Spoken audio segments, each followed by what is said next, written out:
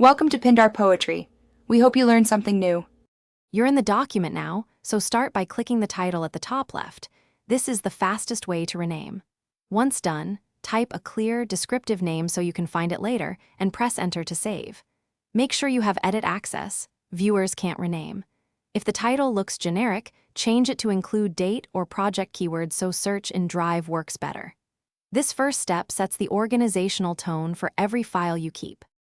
If you prefer Drive, locate the file, right-click and choose Rename. Doing this updates the doc's title too, because Drive and Doc sync names. Type the new name and press Enter or click Rename. Include versioning or dates for clarity. If the file is inside a shared folder, make sure your role allows organizing. Otherwise, the option won't appear. Once you rename in Drive, all collaborators will see the updated name immediately, which keeps everyone aligned without opening the document. Finish by refreshing Drive or reopening the document to verify the new title saved. This ensures sync completed. If the rename didn't stick, check your internet connection and drive storage. Intermittent connectivity can block metadata updates. Also confirm you have sufficient permissions. Viewers and commenters can't rename, so request edit or organizer rights from the owner.